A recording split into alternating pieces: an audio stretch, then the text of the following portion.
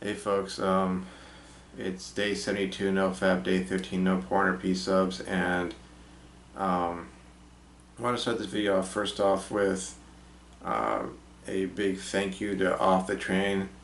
Watch his latest video, and I heard he make mention of me, so and then responding to like my video and kind of talking about that bit, and I really appreciate that support, feedback, and the coverage. And next, I want to thank all my subscribers, people who like my videos, comment on them, people who watch them, taking time out of your day to watch me discuss these topics. Discussing Nofap and my journey on Nofap. And today, I try to make this quick, but I wanted to cover two main topics. It's self-validation or psychological validation and social alienation. And I'm talking about these because they've been two big things that I've faced over the last like 7 to 10 years, and obviously since like my last video, it's kind of like I've taken this can that I've been carrying like within me, taking it out, and it's like has PMO written on it, and I'm taking off the lid, and it's a big can of worms, and now I'm like emptying the can and examining the worms and finding out which one is which, and if they need to be killed or need to be like tossed out into the dirt or buried in the dirt and let to go wherever they will, and as long as they don't come back into my life, that sort of thing. And so as I go on, I'm finding all these different things that they're like little concepts that I'm having to contend with, that they're manifestation in my life. So the first one, self-validation. Well, to me, self-validation is basically being able to feel okay in your skin. You feel comfortable as who you are, where you're at, not just physically, but like in terms of your life, the progression of your life path. And it's been something that like everyone faces it pretty much from the day you're born, at least the moment that you're conscious enough that you can people talk about infantile amnesia. At least once you've been past that point, to the point where you can remember things, it's like you look to your authority figures, your parents, your teachers, etc., etc., and it's normal to like feel like a sort of I wouldn't say dependency, but it's kind of like it's normal to expect that they will not only give you a metric by which to measure yourself and your life, your actions, that sort of thing, into like, let's say, the good category versus the bad category, but to also give you that positive feedback when you do what they have told you is the right thing to do, whatever that may be. And for a lot of us, we don't get that, or we get that from our parents in some sense, but our parents and our family, but we're not getting it from someplace else, um, because it's kind of like an Abraham Maslow's pyramid of needs, where he has like the bare minimum, like food, drink, shelter, that sort of stuff, and you get further and further away from just the mere physical needs to mental, emotional, and spiritual, and so on. And with the apex of the pyramid being self-actualization, self-realization, self-completeness. And so it's like we may get those physical needs met, whether it's food, drink, housing, etc. But we don't have the psychological needs met. And I think this is where, for me, like the dealing with rejections from girls and that kind of stuff, or breakups, or that kind of stuff, that's where it feeds into the whole self-validation. Because if I go back, tell my life story, starting, let's say, at 18, 19 years of age, that's when I first moved away from home, and I'd had that year or so after high school where it's like I'd heard or known or seen all these people who had graduated with me going on to great things, going on to Stanford or UC Berkeley or other places like that, and just you could see they were doing all these great things with their lives, and there I was, working a dead-end job at the local grocery store, trying to get through some classes at a community college, not doing well in that. Um, Trying to keep that relationship with my girlfriend that I started, in high school, and that didn't work out. The job went nowhere. Um, but it came to a point where like this golden opportunity landed in my lap, which was like ironic because I had also previously been trying to get into either the Air Force Academy or the Naval Academy because I wanted a career in the military. I wanted to become a fighter pilot and then a test pilot with an engineering degree and hopefully be able to apply to NASA's astronaut corps to be accepted for astronaut training and become an astronaut, and go into outer space and do that sort of thing. And I had this golden opportunity handed to me, an NRTC scholarship, everything would have been paid for. It wasn't the Naval Academy, would have been essentially the same thing, because the military gets their officers from they have different feeder programs, and the RTC is one of the biggest ones, next to the academies. And, yeah, don't let my laptop go to sleep. So I took that opportunity, and I went out to the school, and because of various factors, some of it was just like immaturity, not really getting what the program required and what I had to do, and getting distracted, the whole, run-of-the-mill stuff that, people when they're 18, 19, 20 years of age, they can do to mess up their lives, but minus, didn't get into any drugs, alcohol, tobacco, didn't go and commit fornication or get a girl pregnant, none of that kind of stuff, just not studying when I should have been, and that kind of those sorts of things. And so as a result, I ended up being disenrolled from the program, and I stayed there for an extra year trying to hold on because it was like part of it was like my mentality of not wanting to quit, period.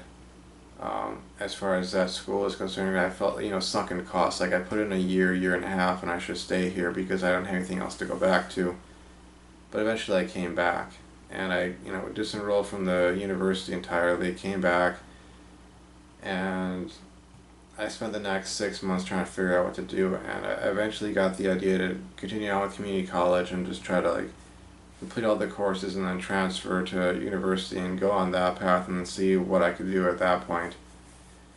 But I carried with me so much emotional trauma from that experience, and some of it like was obviously the result of me making poor decisions, so I had to deal with those consequences as an adult. But at the same time, it was like a major hit to my self-esteem, major hit to my self-image, because going off like that on a full ride scholarship and all that kind of stuff was like, it made me feel like like I'm the man, I'm doing what everyone else was doing. I'm with the crowd now, and I'm not alienated, I'm not isolated, I'm not, I'm on the path, and the foolish or stupid or whatever thing that I did in order to try to cope with, I was trying to get a girlfriend, when I was back here. And it's almost like in some subconscious sense I was not only sabotaging myself from getting a girlfriend, but it was like it kind of fed into like almost a vicious cycle that if I got rejected, which I did, it would make me feel even crappier about myself. And because I didn't know how to deal with that sort of stuff, I would end up, with a lot of frustration and anger, and that would just be covering up the pain. And I would again try, ask a girl out or so, or talk to her, and it would go poorly again, so it would become this vicious cycle, And of course, I finally got to the point where I realized, like, not only do I have to focus on myself and work on myself, but certain things had to change, and I realized that I had to like get back out there again in terms of moving out and applying what I learned from my first experience moving out, so that I wouldn't make the same mistakes. And I had to really take a deep introspective look at myself and my habits and my lifestyle and whatnot, because there was obviously something wrong. You know, I mean, other than just feeling like crap about the bad things that happened to me, I was obviously doing something wrong. And that thing that I was doing wrong was PMO. It was this way to cope, way to contend with the feelings, the bad feelings, without having to do the difficult thing, the adult thing, which is to change yourself. Obviously, I wasn't talking to the girls the way I should have been talking to them, in a, in a sociable sense. Maybe even not even necessarily a disrespectful sense, but just a sociable sense. Not in a sense that you're not going to get called a creep, that kind of thing. And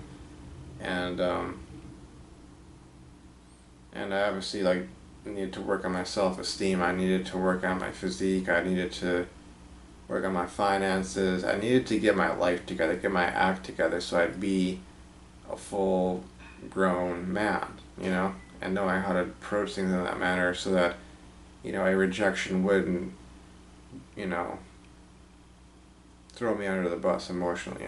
So I'd be able to contend with that and deal with that and be like, okay, well, she didn't like me, that's cool. She doesn't like me like that. Okay, fine, nothing, no problems, on to the next big thing, or moving back or or refocusing myself on something like my schoolwork or my work or what have you. Not getting like, oh my God, she doesn't like me, and learning how to have a balanced emotional state and balanced psychological state and all that. And Nofap has helped me do that, because being on Nofap, I can't hide from my anxieties. I can't hide from the pain. I can't hide from the sadness or the depression. I can't hide from all that kind of stuff. I've had to learn to develop like a support network or a set of habits or routines that I go into when I'm feeling like that, such that it's like I take all that energy, whatever it is, negative, positive, what have you, and I convert it into something else better. And like things like working out, cold showers, and so on, having goals for self-development and expecting something of myself. Those things have been some of the stuff I had to develop in order to contend with that, and not, unfairly or immaturely go and seek validation from someone else, because you get to a certain point where you've got to be the one to tell yourself that you're okay. And something like that, off the train mentioned, like I just said, you gotta be the one to tell yourself that you're okay, to set the metric and to hold yourself accountable to it in a mature adult-like manner, in control of your emotions, in control of your psychological state, and ultimately in control of your life, at least to some extent, And that's something I'm working on. That's something I'm working on so that, things will eventually get better.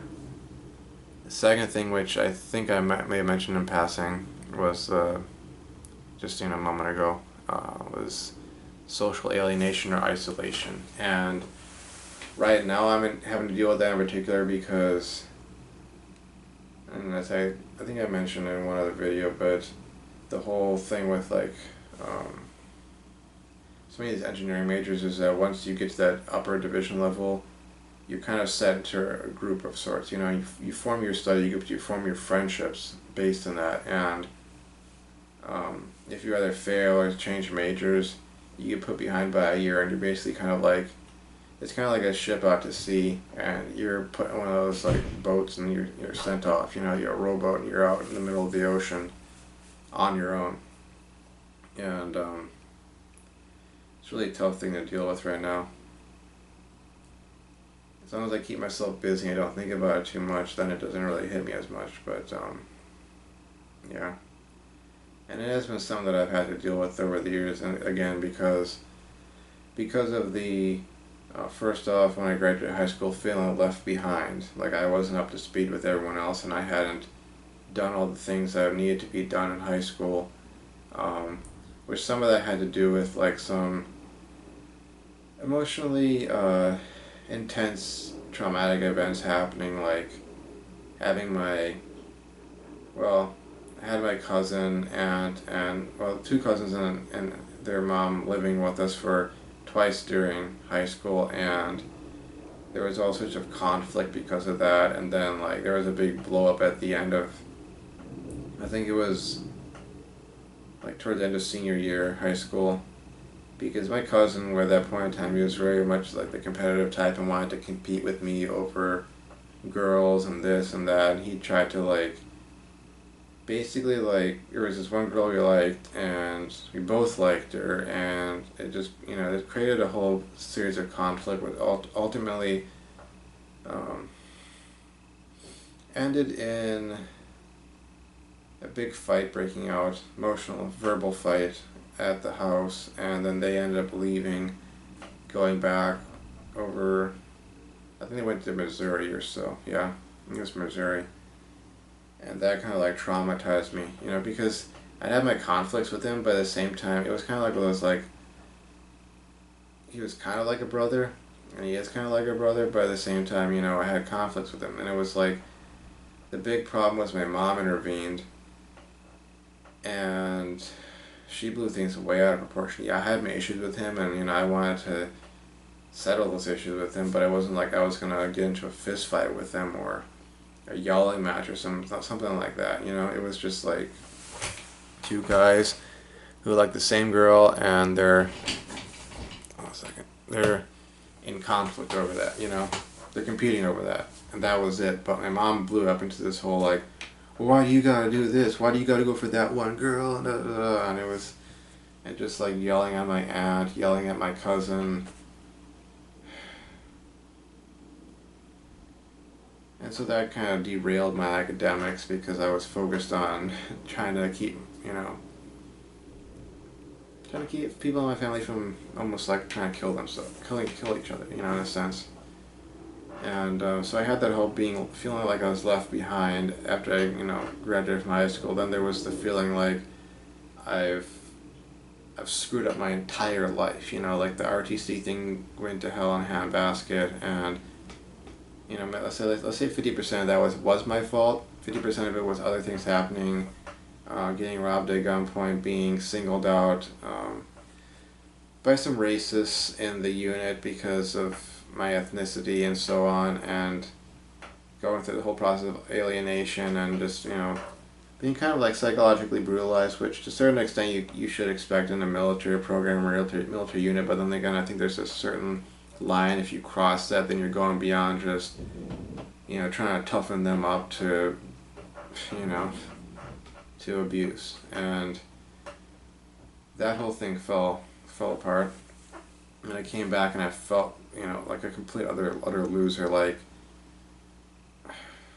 and some had to do with the fact that I told people in my hometown, oh, this is what I'm going off to do, like, oh, I'm gonna go out there and da da da da da, and I kind of had to come back and then having to hide from people, literally or figuratively speaking, so that, they wouldn't know and the shame wouldn't be there,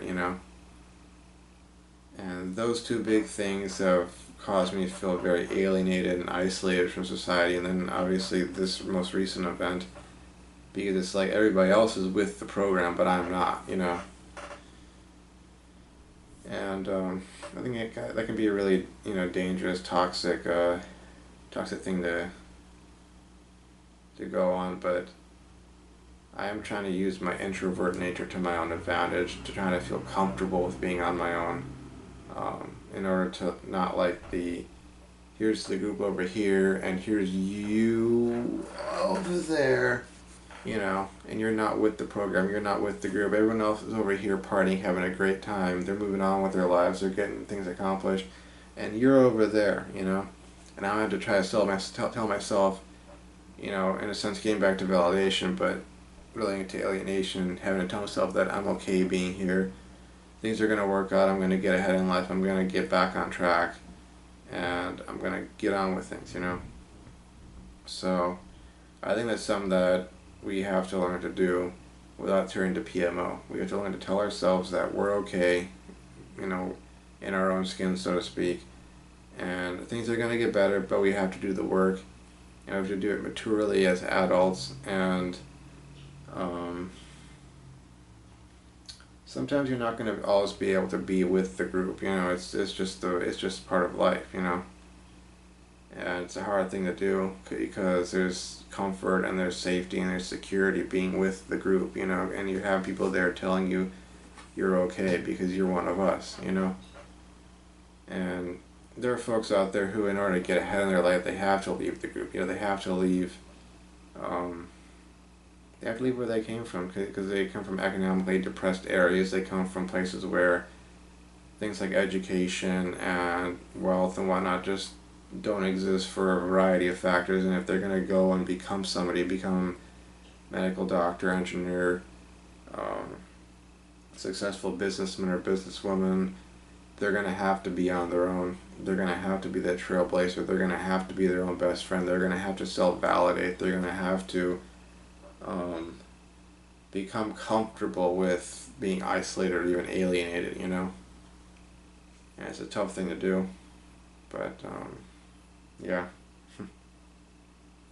So it's day 72, Nofap, day 13, no porn or P-subs. Tomorrow will be 2 weeks, and I'll be essentially almost about halfway to my 30-day goal for that, and then get to 30 days of that, I'll be day 90 of Nofap, and I'm really looking forward to that. So as much as my anxiety comes up, my depression, my whatever, sadness, stress, whatnot, I'm keeping myself in the mindset that, you know, I just gotta power through it. I gotta find a way that doesn't have anything to do with PMO, and a lot of it is mindset. So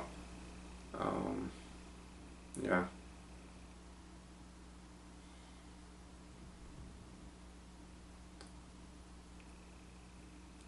I think that's it for today. Just stop and think about for a moment. But I think that's it for today. Thanks for watching my videos. Thanks for liking, commenting, subscribing. Thanks for providing me with a platform or, you know, an audience that helps me to open up and get this kind of stuff out, because a lot of these topics are kind of uncomfortable in a sense, because it's like, you know, stuff that you carry with you. You might be walking on the street or driving somewhere, and it's just like, you know, you see the person walking by you see the person driving by you, and it's like they're carrying an entire universe, an entire life within them, and it's like, oh, what would they say, you know, if they were telling you their life story, you know, there would be things that they wouldn't be able to talk about, things that would be hard to talk about. Well, here I am trying to discuss some of those things. Those are things that I've carried with me for years. So thanks, folks, and I really hope this video has helped someone, you know, out there in some way, shape, or form. So thanks, and I'll be uploading this in a moment. And I will try and get those articles to put those up in the description so that, you know, there's a little more meat to the video. Thanks, and bye.